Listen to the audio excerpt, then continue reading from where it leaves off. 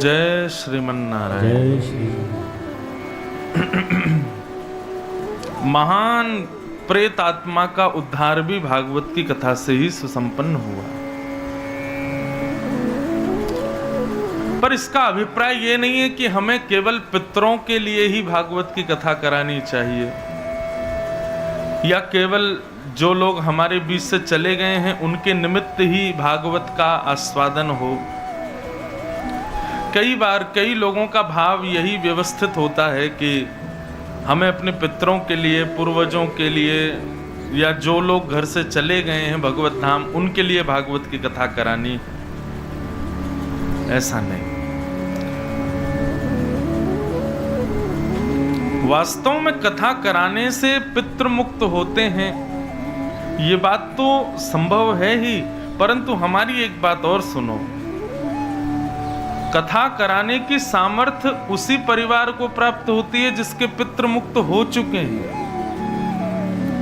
जिनके पितृ मुक्त हो गए हैं वे ही परिवार के लोग कथा में आयोजक बनते हैं। कथा कराने के बाद पितृ मुक्त नहीं होते, पितृ मुक्त हो चुके हैं तभी ऐसा परिणाम हुआ कि आप कथा करवा रहे हो। इसलिए ये विचारधारा मन में विद्यमान विराजमान करो। भागवत कराना, सुनना, भागवत में जाकर के बैठना, ये सारी विचारधाराएं जो हमारे मन में आती हैं ना, इन्हीं मात्र से कल्याण हो जाता है। सुनना तो बहुत आगे की बात है,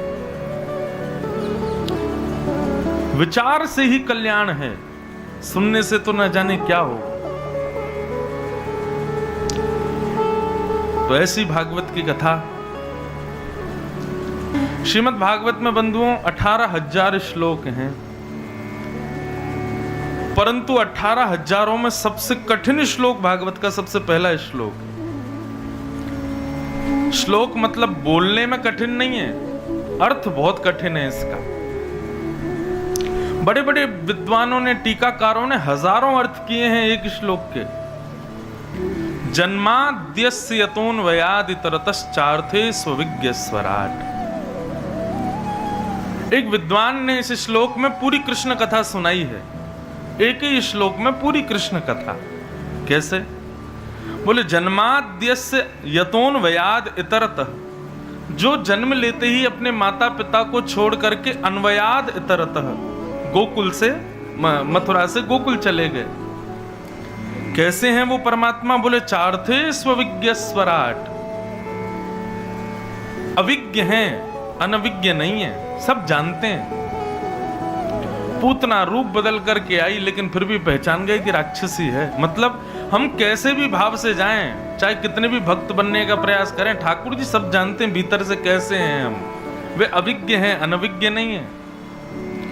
तेने ब्रह्म हृदय आदि कवये, जिन्होंने आदि कवि ब्रह्मा को अपनी मधुर कृष्ण लीला से ज्ञान प्रदान किया। ब्रह्मा जी को एक बार मोह हो गया कि ये भगवान नहीं है, ये कोई बहलूपिया नाटक कर रहा है नीचे। तो भगवान के सब ग्वाल बालों का हरण करके चले गए ब्रह्मा जी। तो भगवान ने ऐसी लीला करी कि ब्रह्मा जी भी नतमस्तक हो गए।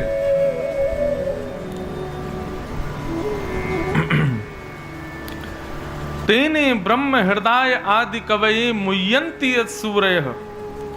देवताओं के राजा इंद्र को जिन्होंने अपने नख पर गिरिराज धारण करके अपने चरणों में नतमस्तक कर लिया। तेजो वारि मृदाम यथा विनिमयो यत्र सर्गो मृषा। पृथ्वी, अग्नि, जल, वायु, आकाश, पंच तत्वों को जिन्होंने अपनी लीला से पवित्र किया। एक बार मुझसे किसी व्यक्ति ने पूछा इंटरव्यू में कि भगवान श्री कृष्ण की बाल लीला प्रेम के अलावा और किस चीज में व्यवस्थित होती है?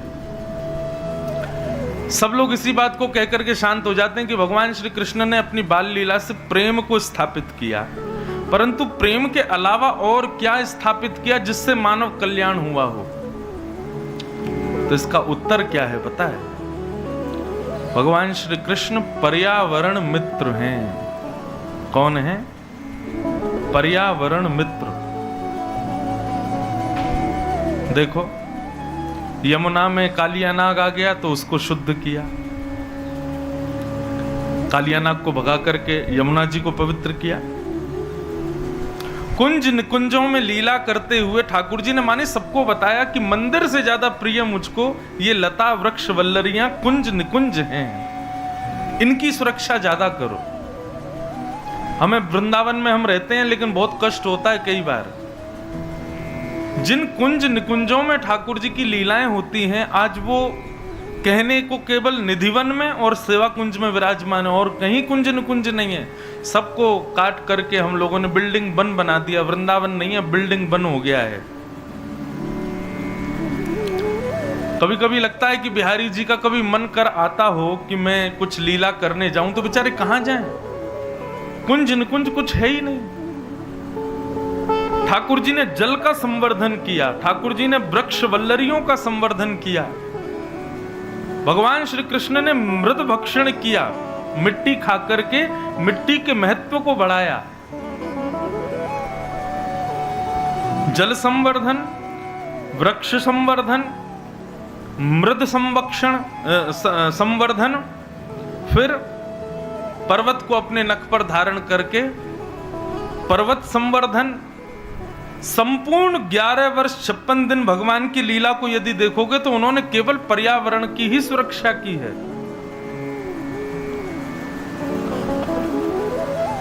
विश्वास मानिए, जिस प्रकार माला जपना भजन है, जिस प्रकार तिलक लगाना भजन है, जिस प्रकार परिक्रमा करना भजन है, जिस प्रकार यज्ञ हवन करना, ब्राह्मण भोज कराना भजन है, उसी प्रकार वृक्षारोपण करना, गंदगी साफ करना, अपने नगर को पवित्र रखना, स्वच्छ रखना, पर्यावरण की सुरक्षा देखभाल करना, यह भी एक प्रकार का भजन ही है भैया। और यदि एक माला कम जप ली जाए लेकिन उतना समय थोड़ा पर्यावरण संवर्धन के लिए निकाल लिया जाए तो ठाकुर जी शायद ज्यादा प्रसन्न हो जाएंगे।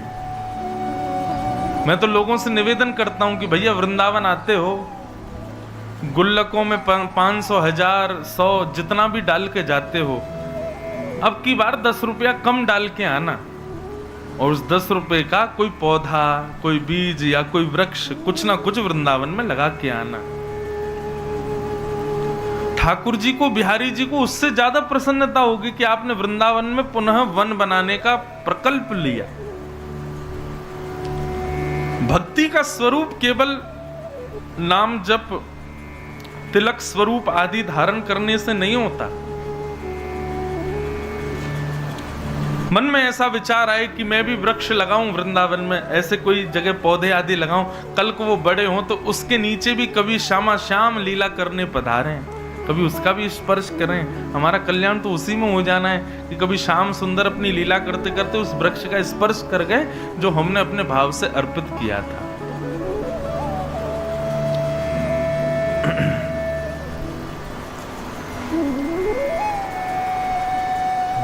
पर्यावरण संवर्धन। भगवान श्री कृष्ण केवल प्रेम की चर्चा नहीं करते, केवल ज्ञान की वार्ता नहीं करते। ठाकुर जी से बड़ा कोई पर्यावरण का मित्र है ही नहीं। पर्यावरण का संरक्षण किया भगवान ने।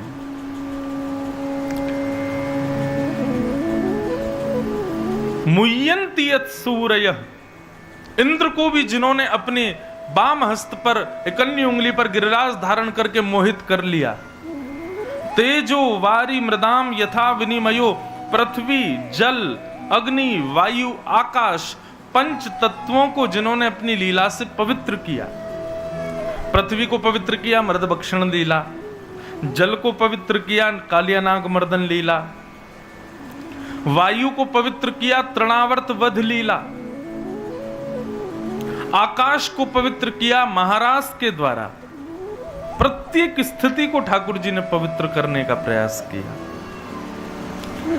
धामना स्वेन सदा निरस्त कुहकम सत्यम परम धीमहि।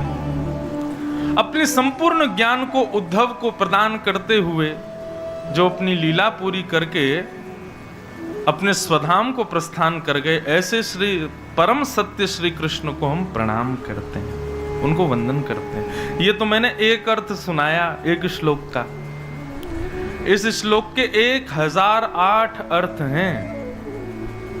पूरी राम कथा भी है इसमें, देवी भागवत भी है पूरी। इसका निर्गुण निराकार अर्थ भी है, सगुण साकार अर्थ भी है, सब कुछ विद्यमान है अकेली श्रीमद् भागवत के प्रथम श्लोक में। परंतु एक भाव मुझे बहुत अच्छा लगता है। भागवत के प्रथम श्लोक का प्रथम शब्द है जन्म। जन्माद्यस्य तोन्वयादितरतः। तो भागवत के प्रथम श्लोक का प्रथम शब्द है जन्म, और हमारा प्रारंभ भी है जन्म।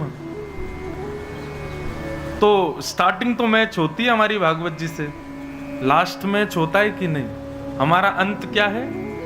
मृत्यु। और भागवत का विश्राम क्या है? नाम संकीर्तनम यस्य सर्व पाप प्रणाशनो प्रणामो दुख समनस तम नमामि हरिम परम। भागवत जी का विश्राम है हरिम परम, हरि के चरणारविंद। मतलब जिस दिन आप बिहारी जी के श्री चरणों के परम उपासक बन गए, बस उसी दिन संसार समाप्त है आपके लिए। मृत्यु की प्रतीक्षा तो वो लोग करते हैं जो संसार के लिए जी रहे हैं, पर ठाकुर जी के लिए जो जीते हैं, जिस दिन ठाकुर जी उनको मिल गए, बस उस दिन से उनको कोई चिंता नहीं, बस उनका तो उसी समय इति है, उसी समय विश्राम है। उसके बाद अंत तो शरीर का होगा, बाकी आत्मा तो उसी दिन प्रस्थान कर जाती है। समझ में आ रही है बात? जिस दिन राधा रमन लाल जी के श्री चरणों से अत्यंत प्रीति हो गई, उसी दिन आप समाप्त हो, संसार के लिए आप समाप्त हो जाओगे। और ये बात हम बहुत हाथ जोड़ के निवेदन करके कह रहे हैं।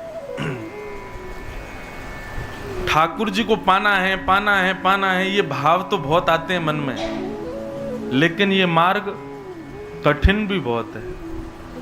क्योंकि ठाकुर जी के होने के लिए जब निकलोगे तो फिर और किसी के नहीं रह पाओगे। ना तो आप संसार के रह पाओगे, ना आप परिवार के रह पाओगे, ना किसी काम के रह पाओगे। ये बात आप निश्चित जान लीजिएगा। उदाहरण के रूप में मैं कितने नाम बताऊं? हमारे वृंदावन में तो प्रत्यक्ष किम प्रमाणम, प्रत्यक्ष भी उदाहरण मिल जाएंगे आपको। विदेशों से बड़ी बड़ी कंपनी को छोड़ छाड़ करके लोग वृंदावन आ जाते हैं। इस्कॉन का एक बहुत बड़ा मंदिर बन रहा है मायापुर, बंगाल में, और उस मंदिर को बनाने में जैसी मुझे जानकारी प्राप्त हुई, 90% जो धन का संचय कर रहा है वो है फोर्ड कंपनी, जिसकी गाड़ियां चलती हैं। उस कंपनी का मालिक जो है, उसने 90% लागत लगाई है उस मंदिर को बनाने में, या पूरी लगा रहे होंगे पता नहीं। और वो पूर्ण रूपेण विरक्त हो चुके हैं।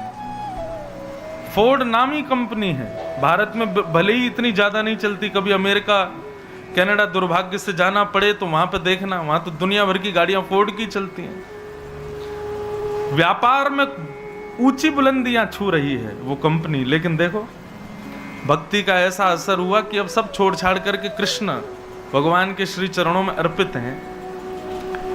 इसलिए गोपियों का एक भाव है ना गोपी गीत में, उसको एक संत बड़े सुंदर भाव से कहते हैं। गोपियां कहती हैं, गोपियां कह रही हैं, नाथ तब कथामृतम तप्त जीवनम कवि विरीडितम कल्मशापहम श्रवण मंगलम श्रीमदाततम भुवि गृणन्ति ते भूरिदा जनाः। हे श्याम सुंदर, तुम्हारी कथा अमृत के समान है।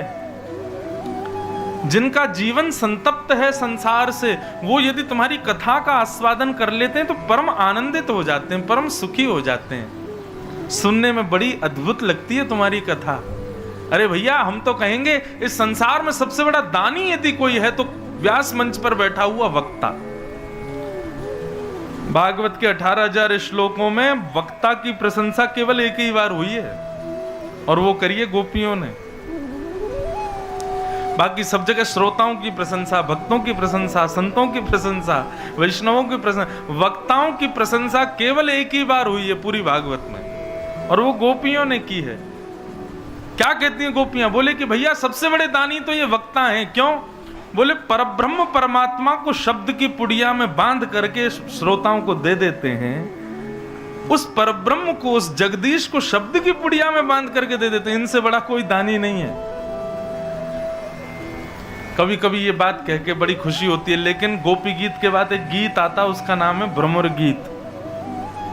मां भ्रमर गीत में सबसे ज्यादा गालियां भी गोपियों ने वक्ताओं को ही दी हैं। गोपियां कहती हैं, कन्हैया ये जो हमारी दुर्दशा हो रही है ना तुम्हारी याद में, इसमें तुम्हारा दोष नहीं है, तुम्हारी कथा गाने वाले वक्ताओं का है। इन लोगों ने मीठी मीठी चुपड़ी बातें बता बता करके हमको तुम्हारा प्रियतम बना दिया, तुम्हारे प्रेम में हमको विभोर कर दिया, और अब हम यहाँ तड़प रही हैं। हमें तो लगता है कि तुमने इन वक्ताओं को घूस दे रखी है कि तुम मेरी सुंदर कथाएं सुना करके सबको बावला कर दो, इसके बदले में तुमको वैकुंठ दे दूंगा। ऐसा गोपियां कहती हैं। परंतु एक वैष्णव इस श्लोक का क्या अर्थ निकालते हैं? तब कथामृतम तप्त जीवनम। हे कन्हैया, एक तो अर्थ है कि तुम्हारी कथा तपे हुए जीवन को आनंद कर देती है, परंतु एक भाव एक संत कह रहे थे, बोले भैया जिसने इस कथा को सुना उसका जीवन तप गया। क्यों?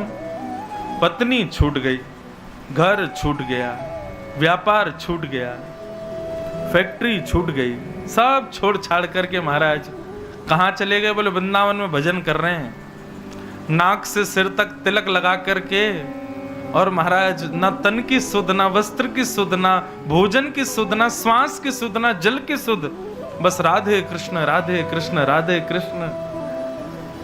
कन्हैया ये तुम्हारी कथा की करामात है। भला भला जीवन जी रहा था बेचारा, बढ़िया पैसा आदि कमा रहा था, घर परिवार चला रहा था, लेकिन आपकी कथा सुनते ही सब छोड़ छाड़ करके वृंदावन चला गया। तप्त जीवनम, जीवन तपमय हो गया। पर एक बात बताएं बंधुओं, जब आप किसी नैष्ठिक भक्त को देखते हो और देख करके सोचते हो इतना ये कैसे जी सकता है ऐसे, ना भोजन की सुध, ना वस्त्र की सुध, ना परिवार की सुध, ना काम की सुध, बस दिन रात भजन भजन करता है, ये कैसे जीता होगा ऐसे? वास्तव में हम संसारी हैं, इसीलिए हमको लगता है कि ये कैसे जी रहा होगा, पर उसकी स्थिति वो जाने। वो ब्रह्म सुख से भी ज्यादा सुखी है। ब्रह्मा भी इतना सुखी नहीं होगा जितना सुखी वो इस वक्त घूम रहा है। उसकी सुख की गणना ब्रह्मा भी नहीं कर सकता। हम संसारी हैं, इसीलिए हमें लगता है कि ये कैसे जी रहा होगा। भक्ति की रति, भक्ति की रीत ऐसी है। मीराबाई को सब समझाते थे, तेरे को क्या कमी है मीरा, राजकुल में जन्मी, राजकुल में ब्याह हो रहा है, सब तो संपत्ति सब छोड़ छाड़ के तू क्यों ये बार बार बैरागन बनी घूमी रहती है?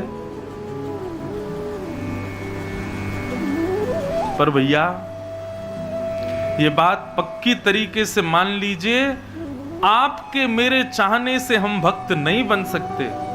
ठाकुर जी हमसे प्रेम करते हैं तभी हम भक्त बन पाते।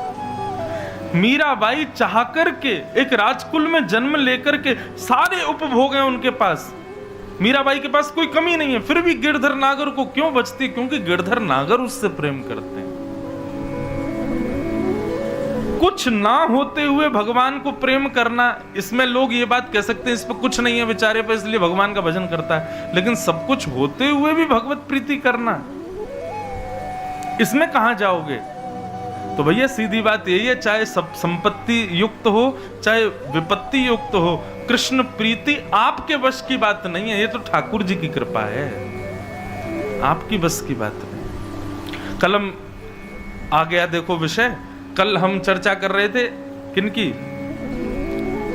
श्री रंग जी, रंगा जी जिनको कहते थे। यहीं दौसा जो जयपुर के रास्ते में पड़ता है, भरतपुर से जब जाते हैं तो दौसा में एक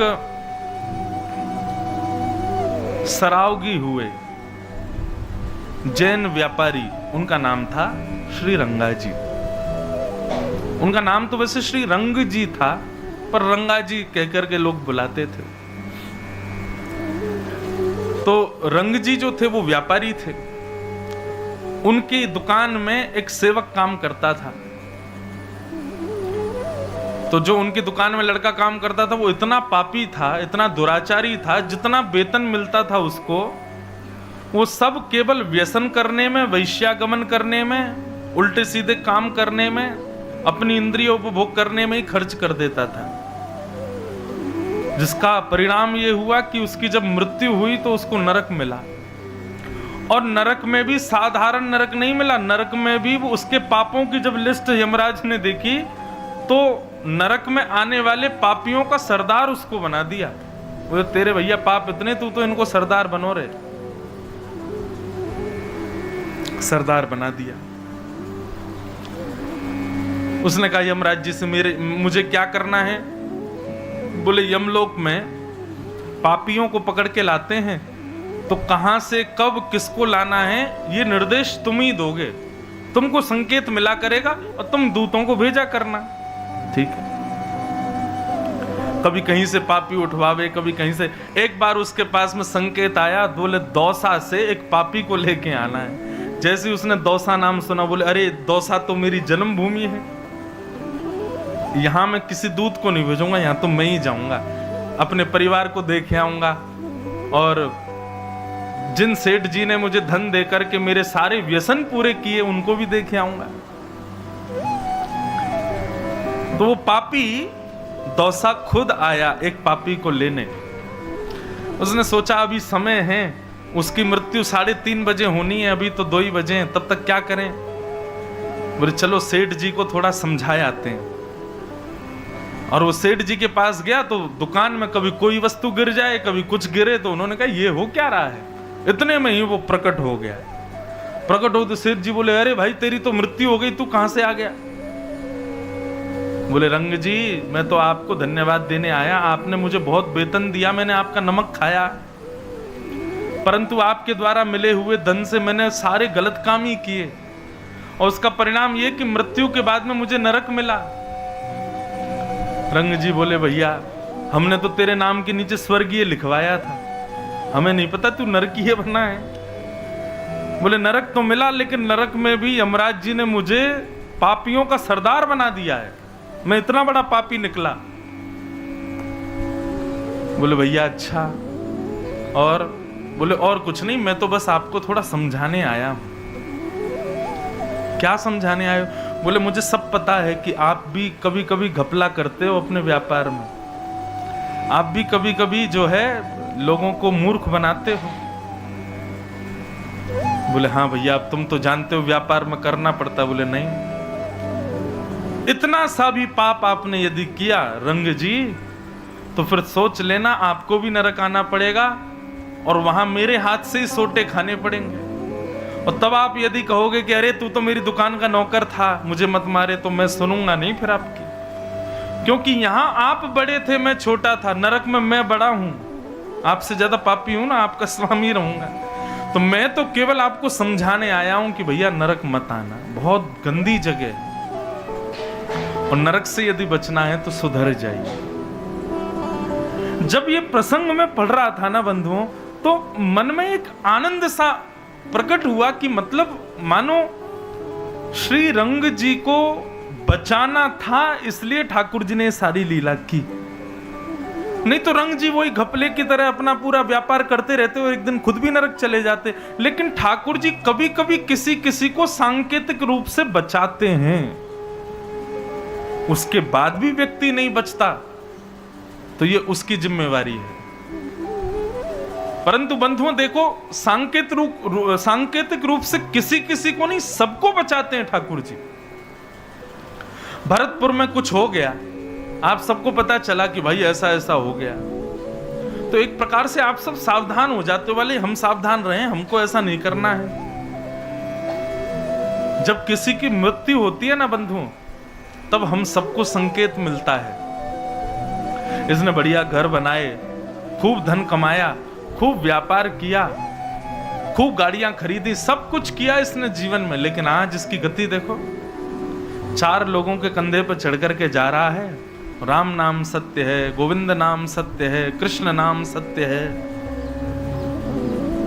इसके लिए धन प्रायोरिटी था, इसके लिए घर परिवार सब कुछ प्रायोरिटी था, लेकिन आज इसके साथ कुछ भी नहीं जा रहा है। केवल राम का नाम बोलते हुए 10-15 लोग जा रहे हैं।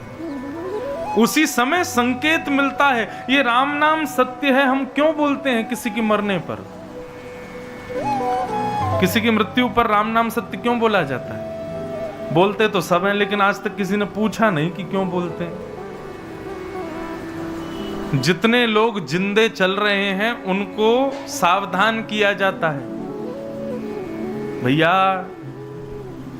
धन सत्य है ना, परिवार सत्य है, बोले ना, पत्नी सत्य है नहीं, बच्चे सत्य है नहीं, सब कुछ था इसके पास, लेकिन देखो पीछे घूम करके कुछ भी साथ नहीं जा रहा है। सब लोग एक ही नाम बोलते हुए जाते हैं, क्या? केवल राम नाम सत्य है। इसलिए भैया जितने जीवित लोग हो अब सावधान हो जाओ, थोड़े से संभल जाओ, सुधर जाओ, अब राम के नाम का आश्रय ले लो। इसलिए राम नाम सत्य बोला जाता है। पूरे नगर में बोलते हुए जाते हैं, जितने जीवित लोग हैं भैया, घर के अटारियों से जो देख रहे हैं सब सावधान हो जाओ, केवल राम नाम सत्य है। इसके साथ कुछ भी नहीं जा रहा है, केवल राम का नाम जा रहा है। सब राम आश्रित हो जाओ। अब होता क्या है, 2-4 दिन तक के लिए तो लोगों में वैराग्य आता है, उसको बोलते हैं मरकट वैराग्य। कौन सा वैराग्य? मरकट वैराग्य। एक होता शमशान वैराग्य, एक होता मरकट वैराग्य।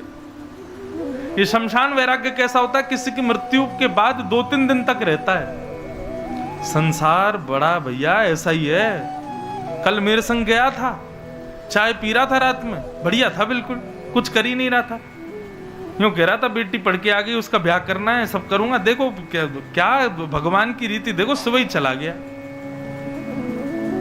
ऐसा वैराग्य सब लोगों के भीतर आता है जब किसी की मृत्यु होती है, लेकिन फिर भी संभलते कितने लोग? 4 दिन का वैराग्य, उसके बाद सब लोग वही करने लग जाते हैं जो वो करके गया है। संकेत हम सबको दिलाते हैं ठाकुर जी, पर हम संभलते नहीं। भगवान ने धन्ना जी वो दूत गया और जाकर के बोले कि रंगा जी आप संभल जाओ, ये गपलाबाजी सब बंद कर दो, नरक आना पड़ेगा नहीं तो आपको। रंगा जी ने पूछा, तेरा परिवार भी रहता है यहां पर, तू सबको छोड़ केवल मुझे ही ज्ञान देने क्यों आया?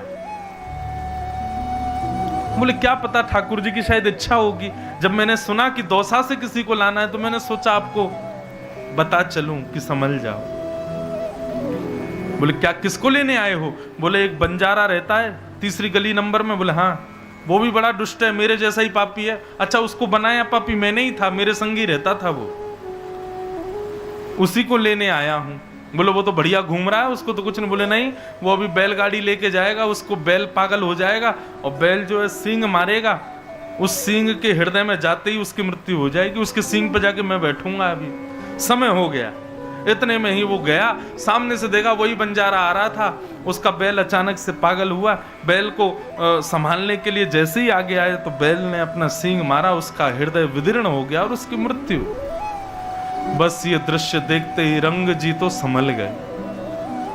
उसी दिन से उन्होंने अपना भजन बढ़ा दिया और इतना भजन किया, इतना भजन किया, तुरंत गुरु आश्रित हो गए। श्री रामानंदाचार्य जी के वंश शिष्य परंपरा में जाकर के उन्होंने दीक्षा ले ली।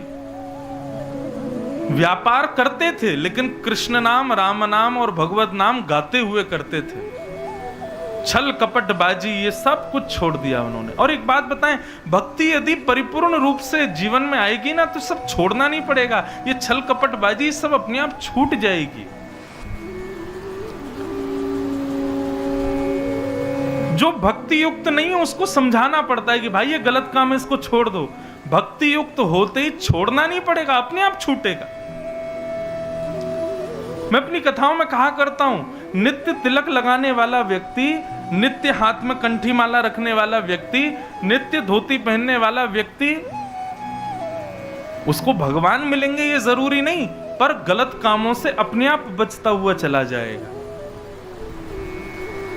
ये तिलक, ये कंठी माला, ये स्वरूप ये बचाता है दूषित कर्म करने से।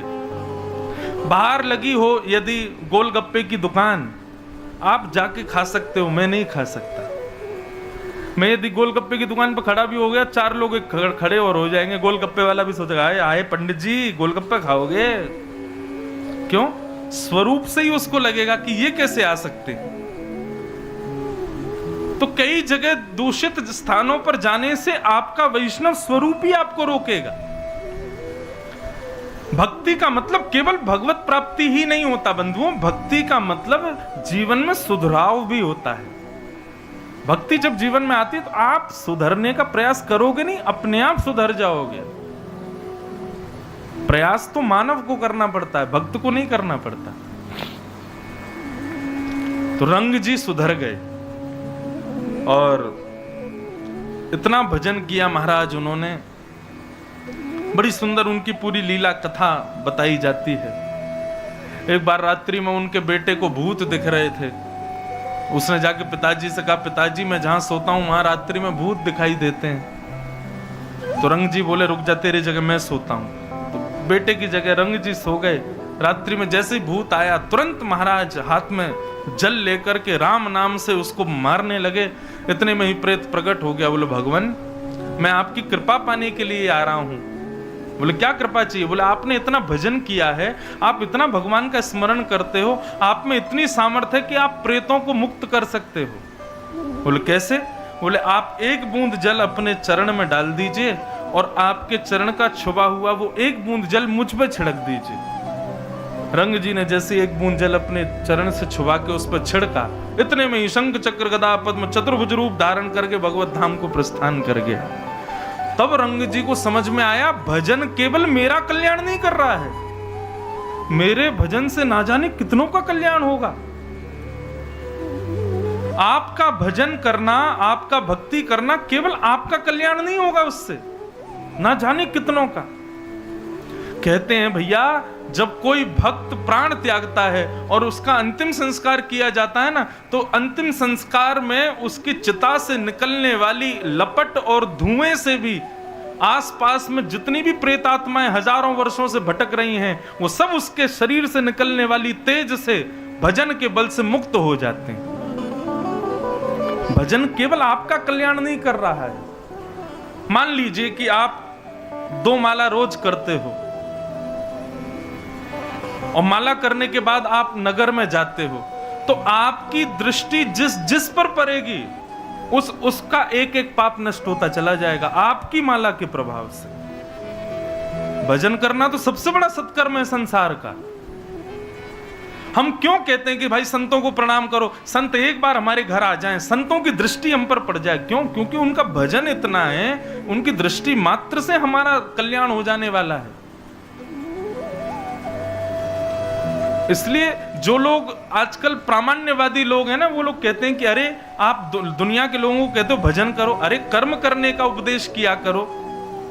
मैंने कहा भाई अभी इस फिलॉसफी को तुम जान नहीं पाओगे। भजन का मतलब केवल भगवत प्राप्ति नहीं है, भगवत प्राप्ति तो मुख्य उद्देश्य है ही। मेरे पूज्य नाना जी पंडित श्री कृष्णलाल शास्त्री जी, वो भी भागवत के वक्ता थे, इतनी सुंदर बात कहते थे।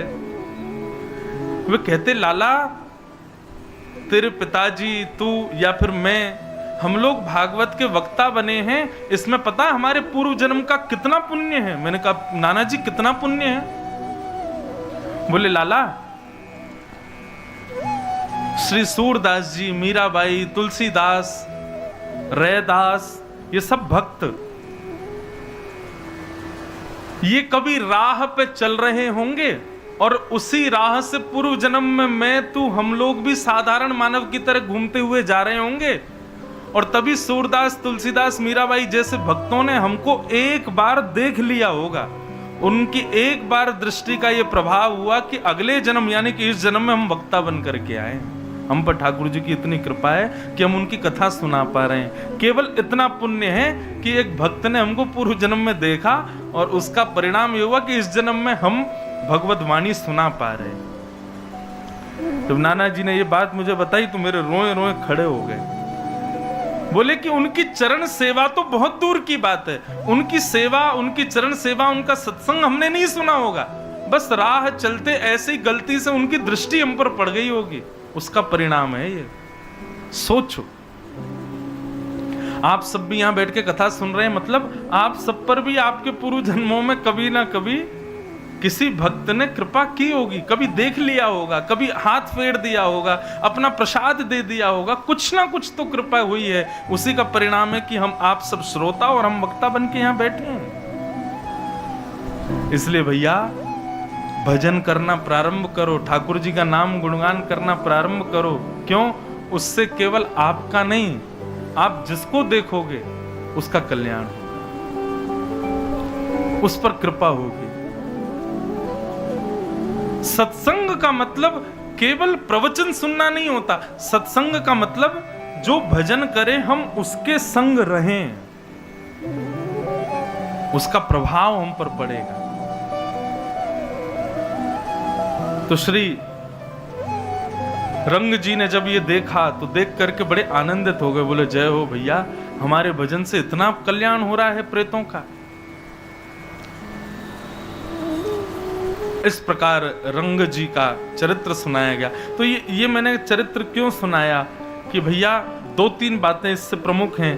पहली बात, भगवान कई बार दूसरों के साथ ऐसी लीला करते हैं, हमको वो दिख जाती है, मानो ठाकुर जी हमको सावधान करना चाह रहे हैं।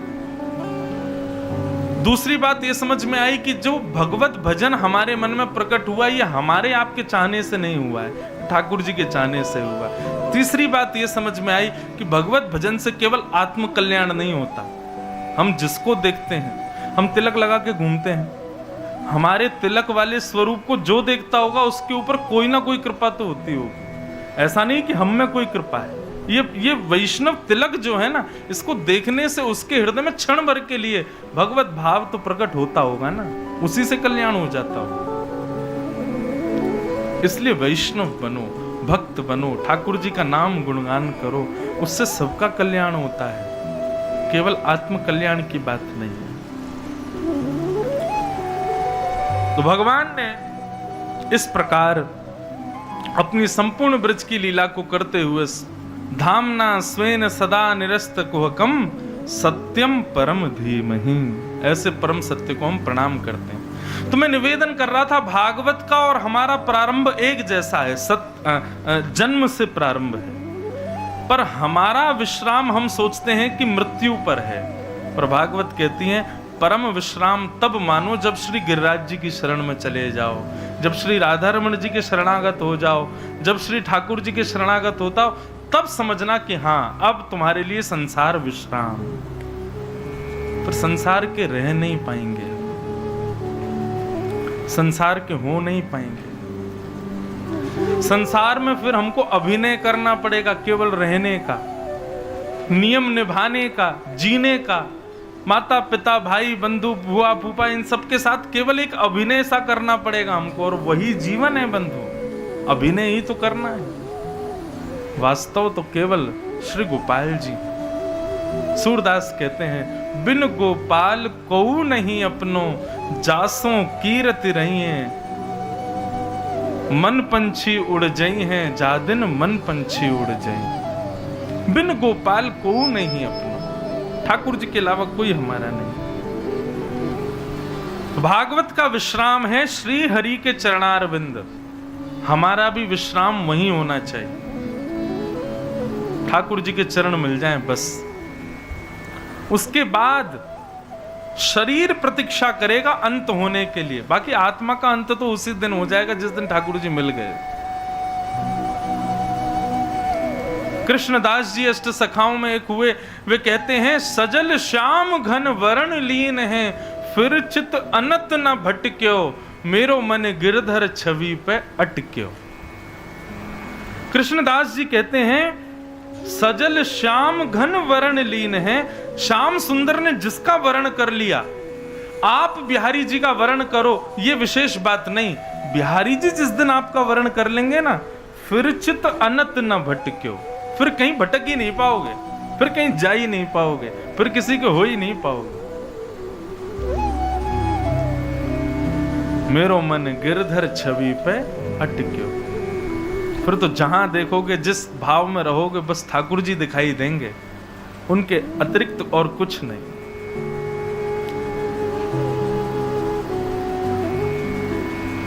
आज सुबह कुछ वैष्णव मिलने आए थे, तब एक चर्चा जैसी वहां हुई, तो उस पर मैं उनके जाने के बाद अभी तक भी मैं उसी पर ही चिंतन कर रहा था।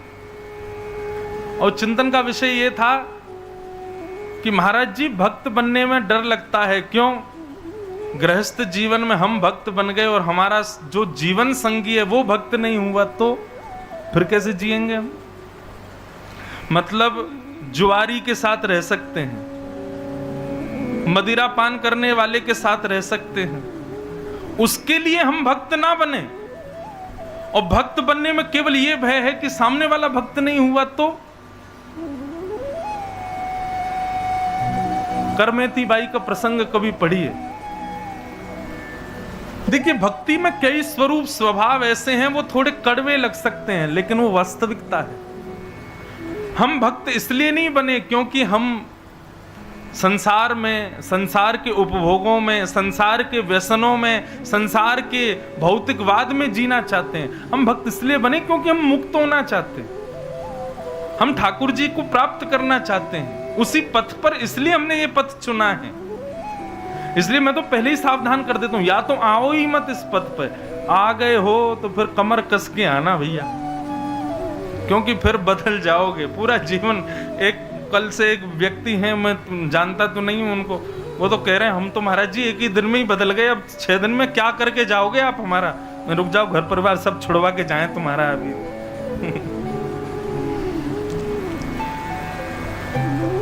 घर परिवार छोड़ने के लिए थोड़े ही है, बल्कि भैया अकेले हम क्यों भजन करें, सबसे करवाएंगे, सबको भक्त बनाएंगे। भक्त नींबू की तरह होता है, 5 किलो दूध में निचोड़ दो सबको पनीर बना देता है। ऐसे ही भक्त भी होना चाहिए, जहां जाए, जहां बैठे, जितने लोगों के बीच में सबको अपने जैसा बना दे, नहीं तो काय बात की भक्ति उसकी। तो मन में विचार हो रहा था कि हम भक्त केवल इस भय से नहीं बने, भक्ति केवल इस भय से नहीं करें कि कल को हमारे जीवन में कोई विपरीत व्यक्ति आ गया तो, भक्त नहीं हुआ तो। देखो, कल भी मैंने संकेत किया था, आज भी कर दूं, यदि हमारा जीवन संगी भक्त आ गया तो दोनों मिलकर भजन करेंगे, और जीवन संगी भक्त नहीं आया तो जो प्रेम का अंश उसको मिलना चाहिए वो भी बचा कुचा भी हम बिहारी जी को ही दे देंगे। उसमें चिंता की क्या बात है? फिर यदि हमारे योग्य व्यक्ति मिल जाए तो प्रेम का अंश उसको मिलेगा, दोनों मिलके भजन करेंगे। और यदि विपरीत व्यक्ति मिल गया तो थोड़ा बहुत जो प्रेम उसको मिलना था वो भी उससे छुपा करके बिहारी जी को ही दे देंगे। अब नाथ, अभिनय तो करना है, ब्याह तो हो गया, लेकिन हमारे प्रियतम तो आप ही, इनसे हमको कोई अभिलाषा नहीं। और एक और बात कहें, यदि भक्त पुरुष है और विपरीत पत्नी मिल जाए तो प्रयास करो, धीरे धीरे अपने भक्ति भाव से उसको सुधारो, उसको भी भक्त बनाओ।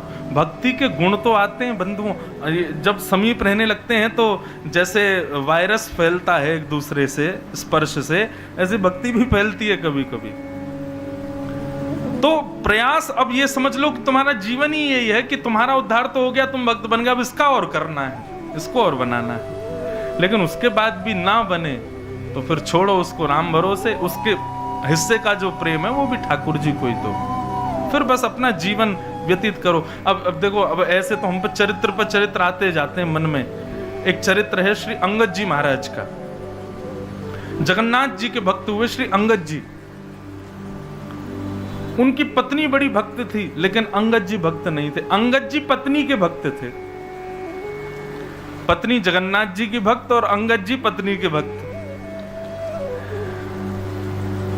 पत्नी कथा में जाती, संतों के पास जाती, वैष्णवों का संग करती, पर अंगद जी कहते देवी तुमको जहां जाना है जाओ, लेकिन हमारी तो यहीं से राम राम है, हमसे मत कहना चलने के लिए। पत्नी कहती कोई बात नहीं, धीरे धीरे कभी तो बदलाव आएगा इनके हृदय में। एक दिन पत्नी ने अपने घर पर सत्संग रख लिया। अंगद जी महाराज किसी राजसभा, राज दरबार के सिपाही थे, ऊंचे पद पर थे। शाम को लौट करके जैसे ही अपने घर आए तो देखा वहां तो पंजीरी बट रही है। राधे राधे बोल रहे हैं, सब लोग नाच रहे हैं, कूद कूद करके सत्संग चल रहा है घर पे। अंगद जी बोले मेरी बिना आज्ञा के ये क्या हो रहा है? उसने जाकर के चिल्लाना बरसना शुरू कर दिया संत महात्मा वैष्णवों पे। बोला कहां चले आए हो, ये क्या कर रहे हो? बोले भैया कथा हुई है, पंजीरी बट रही, लो तुम भी पाओ। पात्र वात्र सब दूर फेंक दिए। किससे पूछ के कथा हुई यहाँ पे? पत्नी बोली मैंने बोला इनको आप शांत हो जाइए, ये मेरे गुरुजी हैं, आज सुंदर पर्व था तो हमने घर पर सत्संग रख लिया। सुनिए आप सब लोग तुरंत जाओ यहां से, ये मेरा घर है, मेरी अनुमति के बिना ये कोई धर्मशाला नहीं, चले आए मुंह उठा के, जाओ चलो निकलो यहां से। सब भक्त बेचारे वहां से चले गए। पत्नी मन में विचार करने लगी ये कभी भजन नहीं करते, कथा नहीं सुनते, मैंने सब सहा, लेकिन मैं करती हूं उससे इनको दिक्कत क्यों? और मेरे गुरुदेव भजनानंदी सब लोग आए घर पर, ठीक है 10 मिनट के लिए अच्छा नहीं भी लग रहा तो मुस्कुरा ही देते, उनके जाने के बाद मुझसे कह देते, उनके बीच में इतना क्रोध। अगर मैं पति को छोड़ करके चली जाऊं तो यह भी तो उचित नहीं होगा, यह भी पाप होगा। ब्याह हुआ है, तुम्हारा पति है, तुम उसको छोड़ के चले गए। तो अंगद जी की पत्नी ने क्या किया, घूंघट कर लिया और अपने पति से जाकर के बता दिया, बोले आज के बाद मृत्यु पर्यंत मैं ना तो आपका मुख देखूंगी और ना आपको अपना मुख दिखाऊंगी। पत्नी हूं, ब्याह हुआ है मेरा, तो जो जो पत्नी के धर्म होते हैं उन सबको मैं निभाऊंगी। आपके लिए भोजन बनाऊंगी, आप आएंगे आपकी सेवा करूंगी, आपके वस्त्र आदि भी सब धोऊंगी, आपका घर भी संभालूंगी, बच्चों का भी पालन करूंगी। परंतु आज जो आपने कृत्य किया है उसको मैं क्षमा नहीं कर सकती। तो इसका दंड केवल यही है कि आज के बाद ना तो मेरा मुख आप देखोगे ना मैं आपका मुख देखूंगी। बाकी अभिनय पूरा करूंगी, रहूंगी आपके संगी, सब सेवा आदि करूंगी, लेकिन मन से अब मैं आपको त्याग चुकी हूं। ये तो और खतरनाक है। यही तो किया था महादेव ने सती के साथ। जब राम जी की परीक्षा ली तो बस इतना किया कि सती का आसन बगल की जगह सामने धर दिया। तुम मेरी मां का रूप धारण कर चुकी हो, अब मैं पत्नी नहीं मान सकता तुमको, रहो हमारे साथ ही, लेकिन मन से हमने आपका त्याग कर दिया। अंगद जी इतने परेशान हो गए, बोले अरे ये तो गलत हो गया, मैं तो पत्नी से बहुत प्रेम करता हूं अपनी से।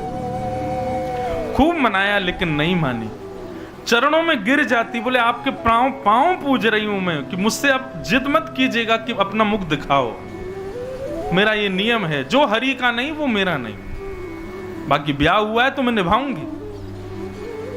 अंगद जी बड़े दुखी रहने लगे। 10, 15, 20 दिन हो गए, 1-1.5 महीना हो गया। अंगद जी को ना तो भोजन अच्छा लगे, ना जल अच्छा लगे, ना घर जाना अच्छा लगे, पत्नी ने मुख ही नहीं दिखाया। एक दिन अंगद जी घोड़े पे बैठ के जा रहे थे, ऐसी कथा चल रही थी, वैष्णव बैठे थे। अंगद जी बोले इसी कथा ने मेरा घर बर्बाद कर दिया।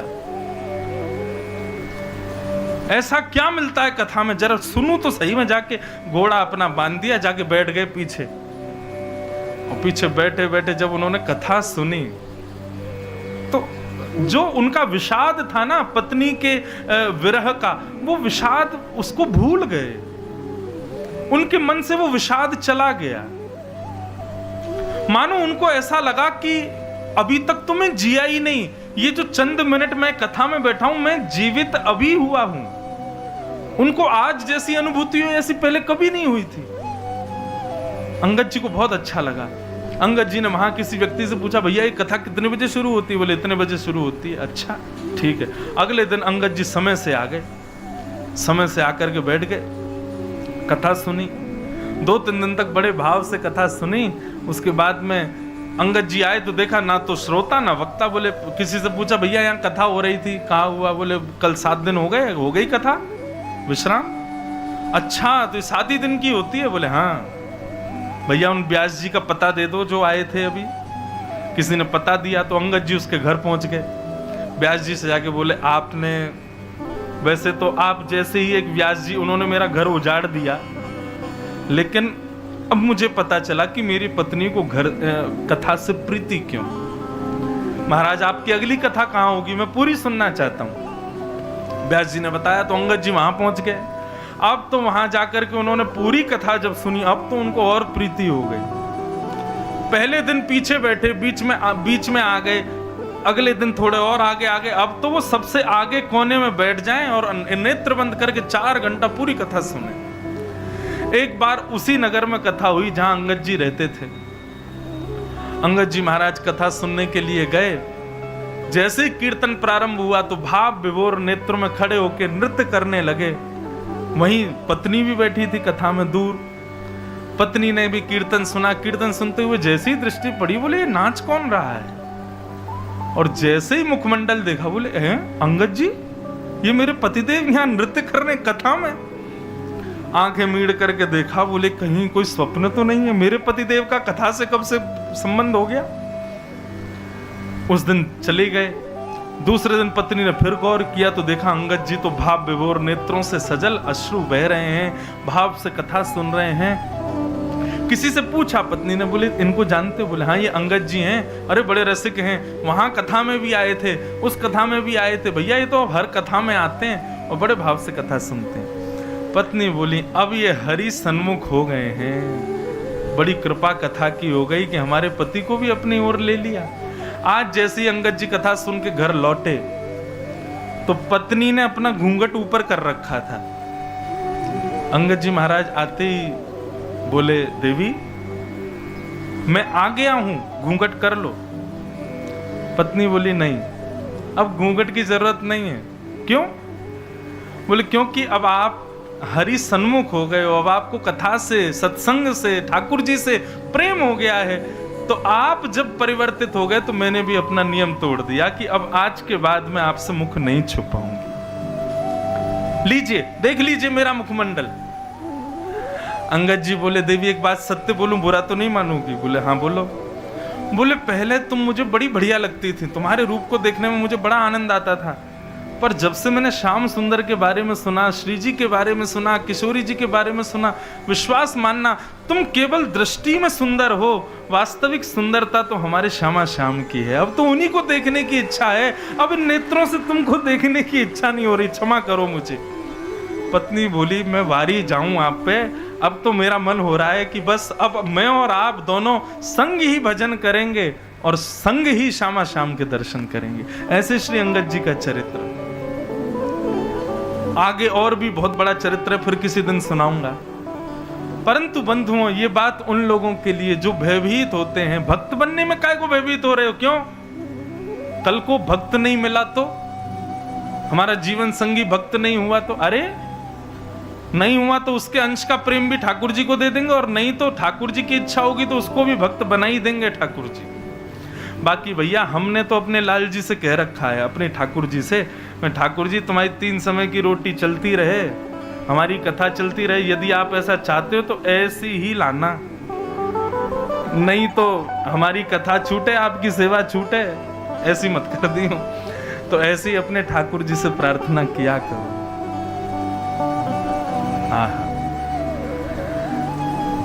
तो भैया वैष्णव भक्त बनने से अपना ही नहीं सबका कल्याण, भक्ति के पथ के पथिक बन गए तो आप सबका कल्याण करोगे, अपना ही नहीं। बंधुओं 4 बातें हैं भागवत के श्रोताओं को जो समझनी है। पहला, भागवत का विषय क्या है। दूसरा, भागवत का अधिकारी कौन है। तीसरा, भागवत सुनने से हमारा किससे संबंध होगा। चौथा, भागवत सुनने का, कराने का प्रयोजन क्या है। ये 4 बातें ध्यान से सुनो। तो सबसे पहले भागवत का विषय क्या है। भागवत सुनने से बहुत ज्ञान हो जाता है, भागवत सुनने से पाप नष्ट हो जाते हैं, भागवत सुनने से हमारे पितृ मुक्त हो जाते हैं, भागवत कराने से जीवन के सारे अनिष्ट नष्ट हो जाते हैं। ये सब बातें कहने की हैं बस। वास्तविकता भागवत सुनने का विषय क्या है ये सुनिए। धर्म प्रौजित कैत वोत्र परमो। भागवत सुनने के बाद, कथा सुनने के बाद आपके हृदय में परम धर्म करने की इच्छा प्रकट होगी। परम धर्म किसे कहते हैं? धर्म और परम धर्म 2 बातें। धर्म का मतलब जो केवल हम अपने सुख के लिए, अपने परिवार के लिए करते हैं वो सब धर्म है। आप व्यापार करते हो, ये धर्म है। आप नौकरी करते हो, ये धर्म है। 3 समय की रोटी मिले उसके लिए मेहनत करते हो, ये धर्म है। आप सुबह समय से जाकर के दुकान खोलते हो, रात्रि लौट के घर आते हो, ये धर्म है। पत्नी की सुध लेते हो, बच्चों का ध्यान रखते हो, ये सब धर्म है। परंतु इसमें अपने देह और दूसरे के देह के सुख का विचार है, वही धर्म। पर परम धर्म में देह नहीं, आत्म कल्याण की भावना होती है। समझ में आ रही है बात? धर्म का मतलब केवल इतना कि 4 लोगों में मेरा यश कैसे हो, कीर्ति कैसे हो, वैभव कैसे हो, मैं नाम प्रतिष्ठा यश कैसे प्राप्त करूं, सत्कर्म पर कैसे चलूं, धर्म निष्ठा से कर्म कैसे करूं, ये सब धर्म कहलाते हैं। यहां यश वैभव कीर्ति प्राप्ति के लिए जो आपने कर्म किए वो सब धर्म, पर ठाकुर जी के हृदय में आपका नाम पहुंचे उसके लिए जो आपने कर्म किए वो परम धर्म। अब समझ आया परम धर्म का मतलब क्या है? अभी आप कथा में बैठे हो, 2 बजे से यहां बैठे हो, और जब तक आप यहां बैठोगे बताओ ये धर्म कर रहे हो कि परम धर्म कर रहे हो? ये परम धर्म है, क्योंकि आपके शारीरिक सुख का यहां कुछ भी नहीं है। नीचे बैठे हो या ऊपर भी बैठे हो, तो भगवान गीता में कहते हैं सबसे कठिन 2 काम है अर्जुन संसार में।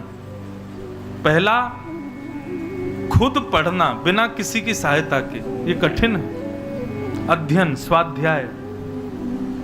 और दूसरा सबसे कठिन काम है अर्जुन, बहुत देर तक चुप रह करके किसी और को सुनना।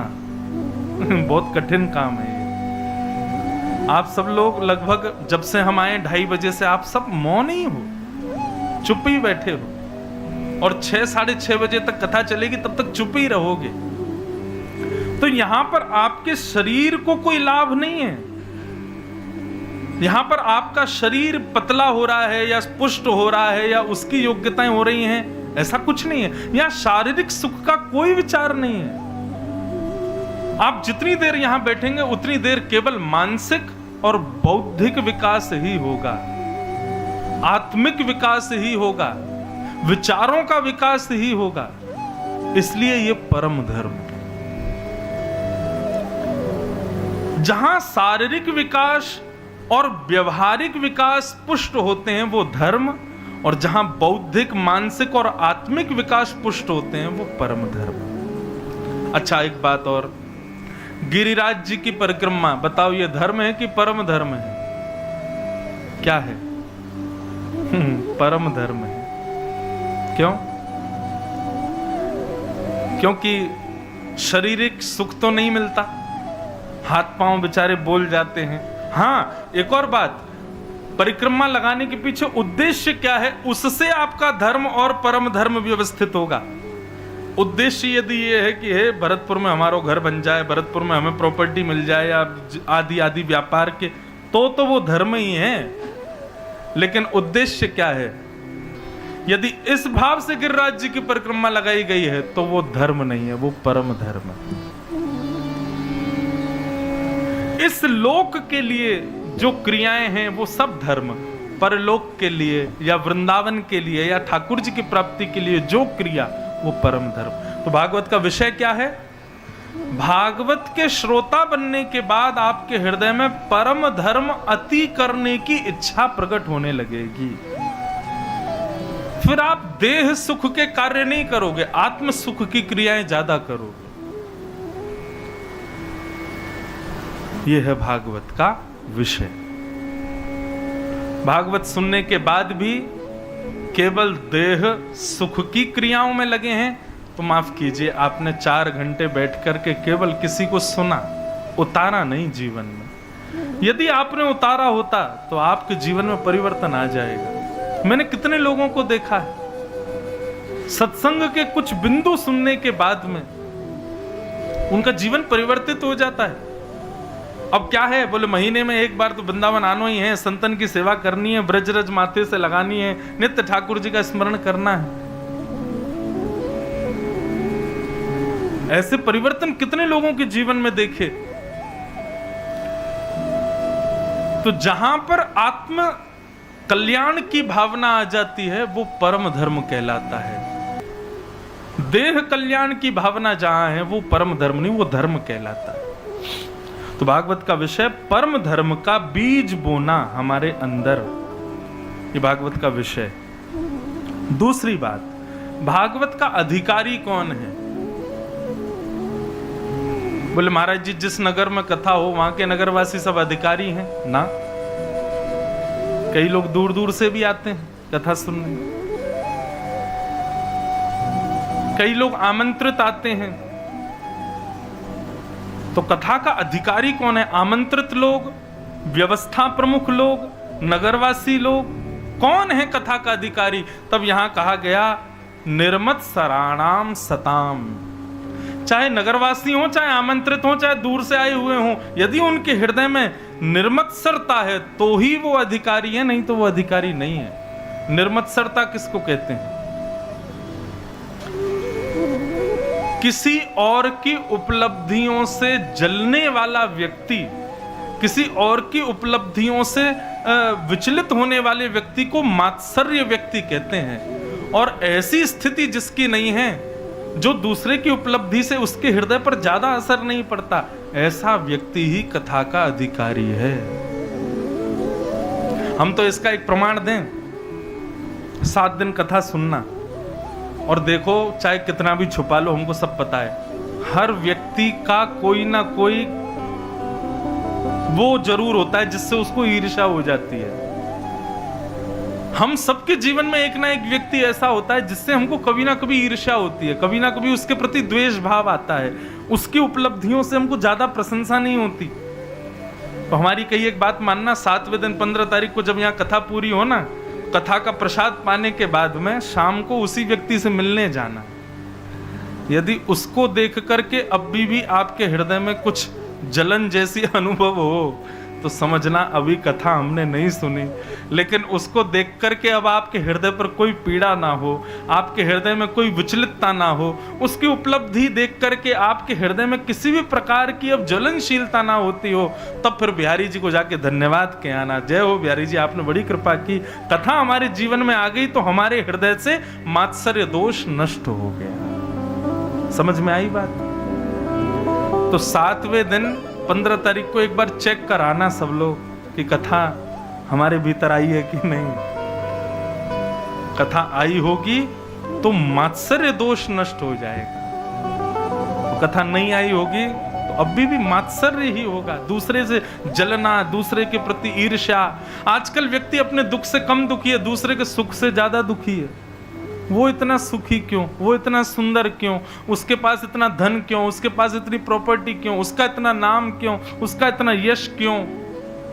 हर बात से हम चिढ़ रहे हैं। ये ज्वलनशीलता, इसी को ही मात्सर्य दोष कहते हैं। और ये मात्सर्य दोष भागवत से नष्ट होता है। यदि नष्ट नहीं हुआ तो इसका मतलब क्या है? डॉक्टर दवाई दे और फिर भी रोग दूर ना हो। डॉक्टर बोलेगा यार 1 हफ्ते का कोर्स कराया था, रोग तो दूर होना चाहिए, फिर भी क्यों नहीं हुआ? दवाई ले रहे थे समय से? बोले हाँ आपने कहा था सुबह शाम भोजन के बाद लेनी है, ले रहा था मैं। भोजन क्या करते थे? बोले पूड़ी कचौड़ी, आलू की सब्जी, और महाराज कभी, अब यहाँ के तो हलवाई नहीं पता, हमारे वृंदावन में तो क्या मिलता है सुबह, बेड़ई कचौड़ी बढ़िया घी में डाल डाल करके पा रहे थे महाराज। डॉक्टर बोले अरे परहेज तो करना था, परहेज तो किया ही नहीं तुमने, दवाई से काम थोड़ी चलेगा। तो इसी प्रकार भैया कथा है दवाई, और कथा में बताए गए जितने भी भाव हैं वो सब हैं परहेज। परहेज नहीं करोगे, केवल कथा सुन जाओगे तो रोग दूर थोड़ी होगा। तो रोग दूर हुआ है कि नहीं एक बार देख लेना 7वें दिन। ईर्ष्या यदि नष्ट हो गई हो, द्वेष यदि नष्ट हो गया हो, तो समझिएगा कि हमने औषधि और परहेज ढंग से किया। अब कोई वर्जिश करने जिम तो रोज जा रहा है, अखाड़ों में रोज जा रहा है, उठा उठा करके महाराज वो क्या बोलते हैं वेट, अपनी वर्जिश तो खूब कर रहा है, लेकिन घर पे आके आलू के पराठे खा रहा है, घी उड़ा रहा है, मक्खन खा रहा है, परहेज बिल्कुल भी ना करे तो उसका जाना व्यर्थ नहीं है। ठीक उसी प्रकार भैया यहाँ बताई गई भाव जो है ये परहेज हैं, और कथा जो है ये औषधि है। औषधि लो और संग में परहेज करो, तब रोग निवृत्त होगे। और रोग की निवृत्ति मैंने बता ही दिया है कैसे पता करना है कि रोग निवृत्त हुए कि नहीं। दोष आपका संग बिना आपके प्रयास से छोड़ दें। कोई सिगरेट पीता था, कोई तंबाकू खाता था, कोई किसी के प्रति ईर्ष्या रखता था, किसी के प्रति लोभ रखता था, ये जितने भी दोष हैं संसार के, ये बिना प्रयास के केवल कथा सुनने से अनायास ही छूट जाएं। तब समझना कथा ने आपके ऊपर प्रभाव किया है। आपने कथा को नहीं सुना, कथा ने आपको स्वीकार किया। और 7 दिन बाद भी वैसे ही रहे जैसे 7 दिन पहले थे। लेकिन एक बात बोले, इसकी हम गारंटी दे रहे हैं, कुछ तो बदलाव आएगा। ज्यादा ना ही आवे, 1% ही आवे, आएगा जरूर। इतना तो हमें हमारी भागवत जी पे विश्वास है। भागवत की कथा में इतनी सामर्थ्य तो है, थोड़ा ही सही बदलाव तो करती है जीवन में। और कोई अनावृत सुनता रहे समय समय पर, तो धीरे धीरे परिवर्तन आने लग जाते हैं अनायास। तो भागवत का अधिकारी कौन? जिसके हृदय में मात्सर्य दोष नहीं। तो पहले बताया भागवत का विषय, फिर बताया भागवत का अधिकारी। अब बताया जा रहा है कि भागवत सुनने से हमारा संबंध किससे होगा। तो वैद्यम वास्तवमत्र वस्तु शिवदम, वस्तु प्रस्तुत वेणुनादल हरि निर्वाण निर्व्याकुलम, स्रस्तः स्रस्त निबद्धनी विविलशद गोपी सहस्त्रावृतम, हस्तन्यस्तन ताप वर्ग मखिलोदारम किशोराकृति। कथा सुनने के बाद में श्याम सुंदर अपने लगने लगेंगे, प्रिय लगने लगेंगे, उन्हीं से ही प्रीति हो जाएगी। मैं तो अपनी कथा में कहा करता हूं बंधुओं, भागवत की कथा सुनने के पीछे उद्देश्य क्या है आपका? कहीं सस्ती पॉपुलैरिटी तो नहीं कि हम कथा करा लें, हमारा थोड़ा नाम हो जाए। कहीं कोई और उद्देश्य तो नहीं, कहीं पितरों की मुक्ति तो नहीं, कहीं दुखों से निवृत्ति तो नहीं। अगर इन सब भावों से आप कथा सुन रहे हैं तो आपसे हाथ जोड़ के क्षमा मांग रहे हैं कि आपके दर्द तो सिर में हो रहा है, दवाई पेट दर्द की खा रहे हो, दर्द ठीक नहीं हो। ये सारी क्रियाएं भागवत सुनने से संपन्न नहीं होंगी। भागवत से तो केवल एक ही चीज मांगो, क्या? श्री कृष्ण हमारे हो जाएं बस। यदि आपने ये मांगा तो भागवत जी निश्चित यही वस्तु दे देंगी। बाकी आप और किसी साधन को मांगने के लिए भागवत जी के पास आओगे तो आपकी वो मनोकामना पूरी नहीं हो पाएगी। यहां पर भागवत तो केवल ठाकुर जी को प्रदान करती है। यही बात समझानी है जो अंतिम पंक्ति है मीराबाई की, कि वैद्यम वास्तव मत्र वस्तु शिवदम, भागवत केवल और केवल कृष्ण की प्राप्ति करा सकती है। भागवत से और कोई मनोकामना मत रखिएगा, क्योंकि भागवत का विषय यह है कि 7वें दिन आपके अंदर प्रेम प्रस्फुटित होगा, और जब प्रेम प्रस्फुटित होगा तो प्रेम के वशीभूत कृष्ण ही मिलेंगे और कोई नहीं मिलेगा। इसलिए भैया भागवत से और कोई कामना मत करना। आप और किसी कामना मनोकामना से बैठना भी नहीं यहाँ पे। यहाँ तो केवल यही, हमारे जीवन में सुख आए दुख आए आपत्ति विपत्ति कुछ भी जीवन में आ रही है, सब हम सह लेंगे नाथ, बस कृपा ये कर दो प्राण निकले उससे पहले पहले आप हमको दिख जाओ एक बार बस। ये जितने लोग प्राण त्यागने के बाद दर्शन की अभिलाषा रखे बैठे हैं ना कि हम मरने के बाद भगवान से मिलेंगे, इन्हीं को ही नहीं मिलने वाले भगवान। इसलिए भैया अभी जीवित हो, कब तक जीवित हैं कुछ पता नहीं है, इसलिए अभिलाषा ये रखो कि एक बार बिहारी जी हमको प्रत्यक्ष दिख जाएं बस, और हमारी कोई अभिलाषा नहीं। इस अभिलाषा से, इस मनोकामना से आप इस पंडाल में बैठिए, भागवत जी आपकी ये मनोकामना पूरी कर देंगे। और ये मनोकामना पूर्ण हो जाए तो फिर और चाहिए क्या? ठाकुर जी प्रत्यक्ष दिख गए, उसके बाद क्या अभिलाषा रह सकती है हमारे हृदय में? कोई नहीं। हम सत्य बता रहे हैं, अपनी बात कहेंगे तो ऐसा लगेगा कि आप लोग की ये अपनी प्रशंसा कर रहे हैं, अपनी ना कह के हम श्री भरत जी की बात बताएं। भरत जी जब राम जी से मिलने के लिए वन में जा रहे थे, राम जी को वापस लाने के लिए, तो निषाद राजगु जगह जगह बताता हुआ चलता था, ये गांव आ गया। तो जैसे ही कोई नए गांव में जाते हैं ना, तो भरत जी कहते हैं यहाँ के नगर देवता, इस गांव के देवी देवता कहाँ हैं? तो निषाद राजगु उनको ले जाता एक वृक्ष के पास, उसके नीचे देवी देवता बैठे होते। तो भरत जी महाराज घंटों घंटों बैठ करके उनकी पूजा करते, फिर वहां से उठते, प्रणाम करके आगे जाते, दूसरे गांव में पहुंच गए, वहां के देवी देवताओं को प्रणाम करते करते करते प्रयागराज पहुंचे। प्रयागराज में जैसे ही संगम देखा, त्रिवेणी, यमुना, गंगा, सरस्वती तीनों नदियां मिल रही थीं। भरद्वाज ऋषि बोले, भरत जी तीनों संगम, यहाँ तीनों नदियों के संगम में स्नान करके जो मनोकामना करते हैं वो पूर्ण हो जाती है। भरत जी वहां स्नान करते हैं और नेत्र सजल हो जाते हैं। तब निषाद राजगु और भरद्वाज ऋषि दोनों पूछते हैं, भरत जी आपने क्या मांगा? तो भरत जी कहते हैं, हम जितने गांव में होते हुए आए, जितने देवी देवताओं को पूछते हुए आए, अब प्रयागराज को भी पूछ रहे हैं, तो सब जगह कामना मनोकामना केवल एक रखी कि श्री राम जी और सीता जी के चरणों में मेरी भक्ति, मेरा प्रेम और बढ़ जाए, और कुछ नहीं मांगा। सब जगह बस मैंने यही मांगा कि जन्म जन्म रति बढ़े मेरी ठाकुर जी के चरणों में, और कोई कामना नहीं की, मुझे और कुछ चाहिए भी नहीं। बस राम जी पहले से भी अधिक प्रिय मुझको लगने लग जाएं, श्री जानकी जी के चरणों में मेरी और निष्ठा बढ़ जाए, बस यही मांगा है मैंने, और कुछ नहीं मांगा।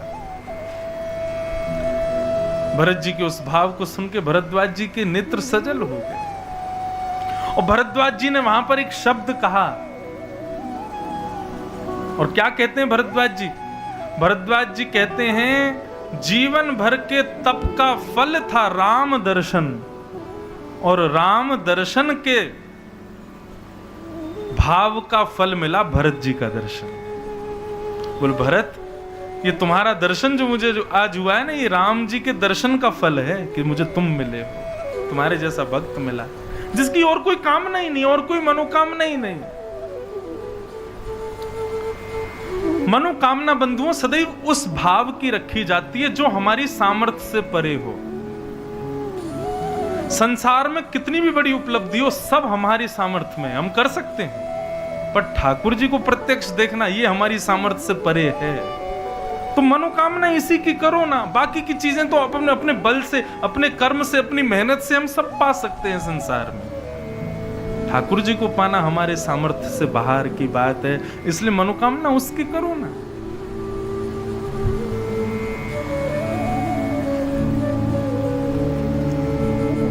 तो विषय, अधिकारी, संबंध। अब चौथी बात, भागवत का प्रयोजन क्या है?